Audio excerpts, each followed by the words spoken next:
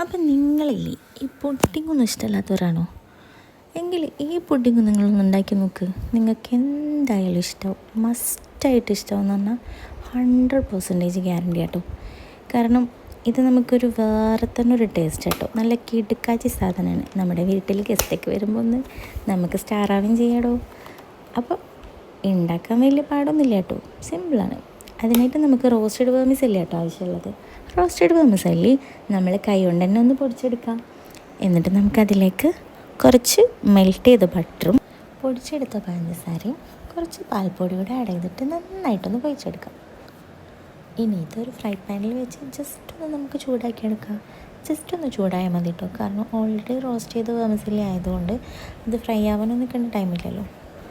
പിന്നെ നമുക്ക് പാലൊന്ന് തിളപ്പിക്കാൻ വെക്കാം. അതിലേക്ക് ആവശ്യത്തിന് പഞ്ചസാരയും മിൽക്ക് മെയ്ഡോടെ ആഡ് ചെയ്ത് കൊടുക്കാം. പിന്നെ അതൊന്ന് കുറച്ച് പാലെടുത്തിട്ട് കുറച്ച് കസ്റ്റർഡ് പൗഡറും കോൺഫ്ലവറിൻ്റെ മിക്സും പാലോടെ മിക്സ് ചെയ്തിട്ട് നമുക്കൊന്ന് ജസ്റ്റ് ഒന്ന് കുറുകാൻ വേണ്ടി ആഡ് ചെയ്യണം കേട്ടോ. അപ്പോൾ അതുകൂടെ ആഡ് ചെയ്ത് കഴിഞ്ഞാൽ സംഭവം സെറ്റാണ്. പിന്നെ നമുക്ക് ഇഷ്ടമുള്ള പോലെ അങ്ങ് ലെയർ ചെയ്തെടുക്കാടോ. സംഭവം സിമ്പിളാണ്.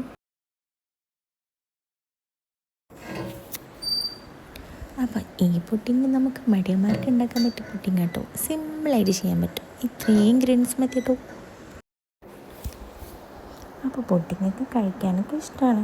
ഒന്നും ഉണ്ടാക്കാനുള്ള മടി കാരണം ഉണ്ടാക്കാൻ വയ്യെന്നേ അങ്ങനെ വിചാരിക്കുന്നവരാണോ? അങ്ങനെയാണെങ്കിൽ നിങ്ങൾക്ക് പറ്റിയ പുഡിങ് കേട്ടോ ഇത്. അപ്പം ഞാൻ ഈ കൂട്ടത്തിൽ പെട്ടത് തന്നെ കേട്ടോ. സംഭവം കഴിക്കാനൊക്കെ ഭയങ്കര ഇഷ്ടമാണ്. പക്ഷെ എന്താണെന്നറിയില്ല, ഉണ്ടാക്കാൻ ചില സമയത്ത് ഭയങ്കര മടിയാണ്. പണിയൊക്കെ കഴിയുമ്പോൾ വിചാരിക്കാം ഇനി മതി, ഉണ്ടാക്കിയിട്ടൊക്കെ കഴിക്കണ്ടേ, അപ്പോൾ ആരെങ്കിലുമൊക്കെ ഉണ്ടാക്കി തന്നാൽ കഴിക്കാമെന്നൊക്കെ വിചാരിക്കും. അപ്പോൾ ഇത് നമുക്ക് സിമ്പിളായിട്ട് ചെയ്യാൻ പറ്റിയതാണ്. അപ്പോൾ നമ്മൾ പാലും പഞ്ചസാരയോടെ ഒന്ന് തിളപ്പിക്കാൻ വെക്കാം.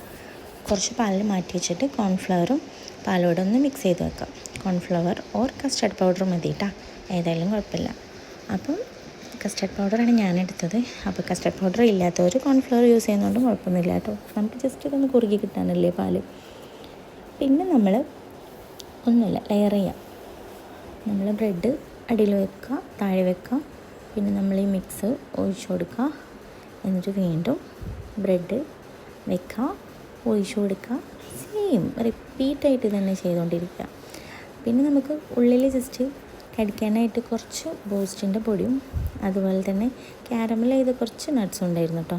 അപ്പോൾ അതോടെ ആഡ് ചെയ്യാം ലാസ്റ്റ് ഗാർണിഷ് ചെയ്യുമ്പോൾ കേട്ടോ. അപ്പോൾ അതില്ലെങ്കിലും കുഴപ്പമൊന്നുമില്ല.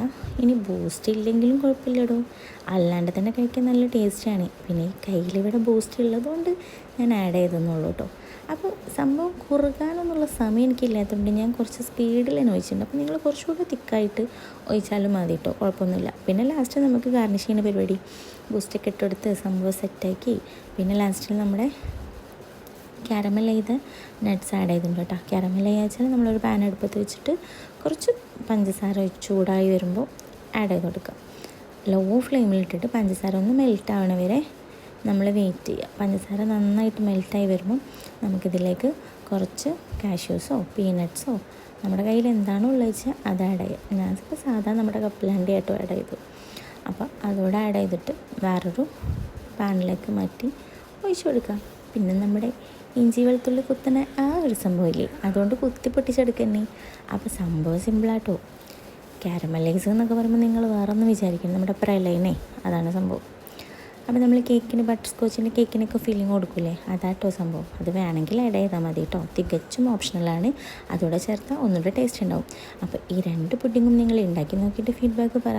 എന്തായാലും നിങ്ങൾക്ക് ഇഷ്ടാവാതിരിക്കില്ല, നല്ല അടിപൊളി ടേസ്റ്റുള്ള പുഡിങ്ങാട്ടോ. അപ്പോൾ ഇന്നത്തെ റെസിപ്പീസ് ഇത്രയേ ഉള്ളൂ.